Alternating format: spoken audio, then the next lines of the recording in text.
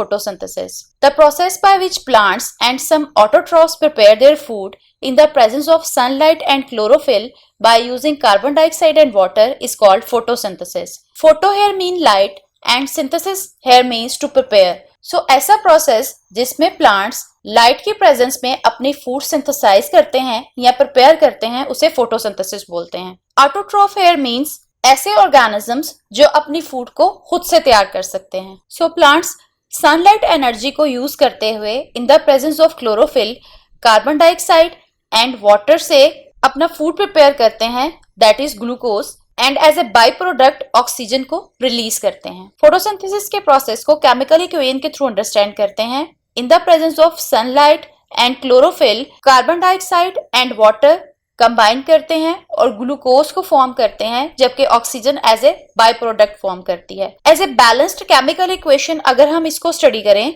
तो 6 carbon dioxide के molecules 12 water molecules के साथ in the presence of light energy and chlorophyll react करेंगे एंड रिजल्टेंट प्रोडक्ट हमारे पास ग्लूकोज मॉलिक्यूल के साथ 6 ऑक्सीजन एंड 6 वाटर मॉलिक्यूल्स आती है। So we can say that photosynthesis का प्रोसेस एक एनाबॉलिक प्रोसेस है। एनाबॉलिक प्रोसेस वो प्रोसेस है जिसमें इनऑर्गेनिक मॉलिक्यूल्स को यूटिलाइज करते हुए ऑर्गेनिक मॉलिक्यूल्स को प्रिपेयर किया जाता है। So we can say that photosynthesis का प्रोसेस एक एनाबॉलिक प्रोसेस है because there occurs the synthesis of glucose molecules. Next देखते हैं occurrence. It occurs in plants, autotrophs and protist. Photosynthesis का प्रोसेस प्लांट्स के अलावा मैनी ऑटोट्रॉफ्स मींस ऐसे bacteria जो अपनी फूड को खुद से प्रिपेयर कर सकते हैं, and some protist like algae, ये भी अपने फूड को खुद से प्रिपेयर कर सकते हैं by using the process of photosynthesis. Next देखते हैं importance of photosynthesis. Photosynthesis is most important biochemical pathway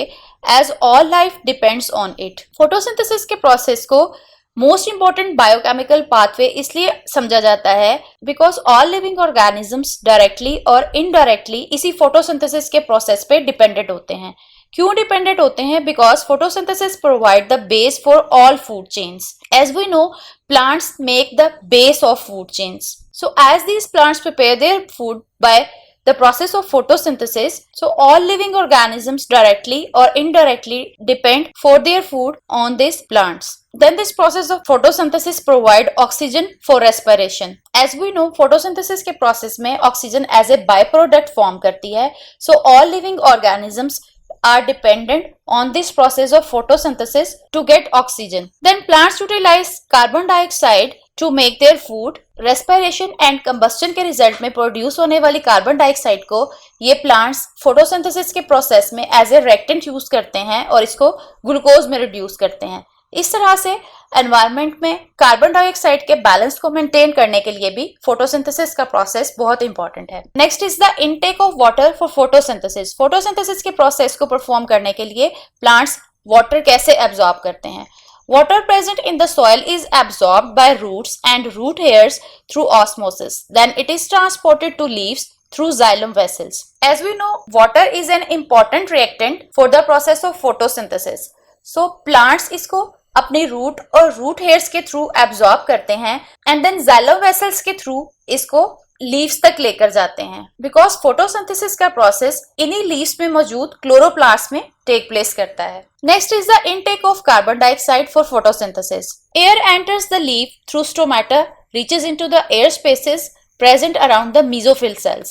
Here it gets absorbed in thin layer of water surrounding the mesophyll cells. Carbon dioxide environment से in leaves में stomata के through enter होती है।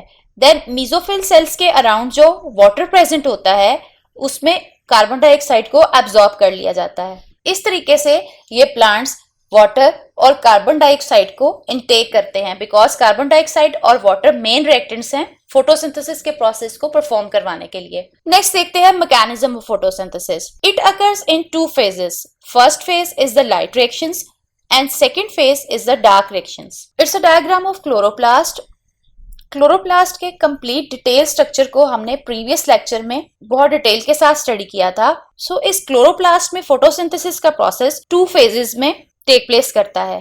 First phase जो कि light reaction phase है वो इन chloroplast के थैलाकोइड्स पर होता है, जबकि सेकंड फेज जो कि डार्क रिएक्शन फेज है वो इन क्लोरोप्लास्ट के स्ट्रोमा में टेक प्लेस करता है। लाइट रिएक्शन फेज को लाइट डिपेंडेंट रिएक्शन बोलते हैं बिकॉज इस फेज में इन थैलाकोइड्स में मौजूद क्लोरोफिल सनलाइट को एब्जॉर्ब करता है और एब्जॉर्ब करने के बाद हाई एनर्जी मॉलिक्यूल्स एटीपी और NADPH को फॉर्म करता है। जबकि डार्क रिएक्शन फेज को डार्क रिएक्शन इसलिए बोलते हैं बिकॉज इस फेज में एनर्जी की यूटिलाइजेशन डायरेक्ट सनलाइट से नहीं होती बल्कि लाइट रिएक्शन के रिजल्ट में तैयार होने वाले ये हाई एनर्जी मॉलिक्यूल्स इस डार्क रिएक्शन को एनर्जी प्रोवाइड करते हैं। So dark reaction is independent of light, that's why we call it dark reactions.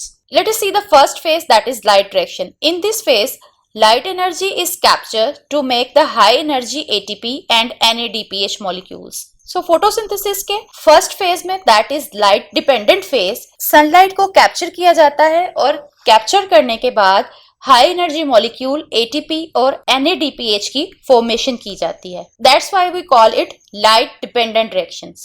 Next, second phase, that is dark reactions. In this phase, carbon dioxide is reduced to make glucose.